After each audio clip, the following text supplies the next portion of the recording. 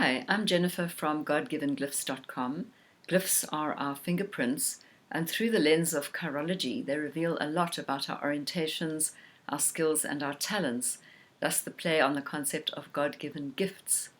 I've been practicing counseling and coaching with chirology for 30 years, and I've published 5 books about how to read hands. Our wonderful hands, how we really meet our world with our hands, and how we organize our thoughts with our gestures. And really, my approach to hand reading, it's always been about trying to bridge some kind of divide between psychotherapy and divination. I love to bring in the esoteric, the mystical, and the psychic. As I'm sure you'll agree, we're all becoming so fine-tuned and so sensitive to vibrational frequency.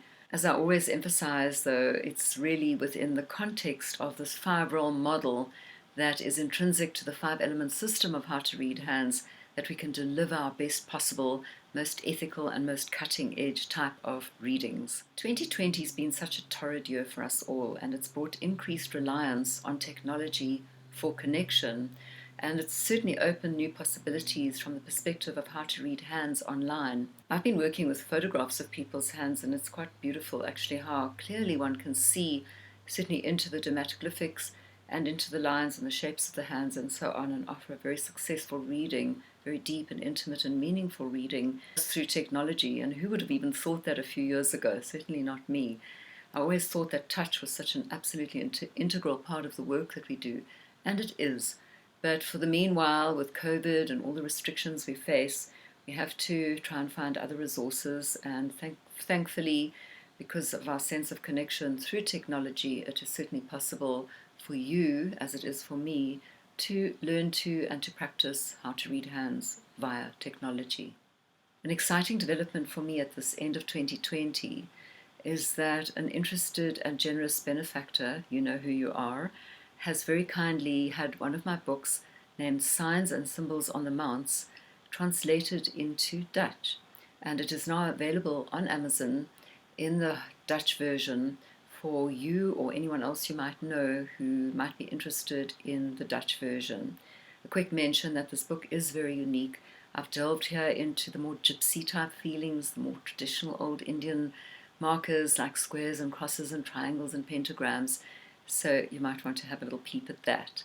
But this is really good news for me at the end of this year. I'll put the link to the book below. And now on a personal note, I've taken the so-called age-appropriate decision to move to the sea, to move out of this really hardcore, challenging, big, dynamic city of Johannesburg, Josie as we call it, to move to a town called Ramsgate, which is on the south coast of Natal. It's actually the east coast of South Africa. So I am in moving process, very busy with boxes and packing and in some element of turmoil. For this reason, for a short while, I won't be posting videos on a weekly basis until I'm more settled. The videos will be coming a little bit more erratically for the immediate future. I am in the middle of a process of presenting everything I understand about the minor earth line, which is the line that runs up the center of the hand, and I will pick up on the remaining topics on that line as soon as I possibly can. In the meanwhile, throughout the process of moving, I am continuing to consult and teach. If you or anyone you know is interested in hand reading, please contact me. You'll find my info at the end of the video.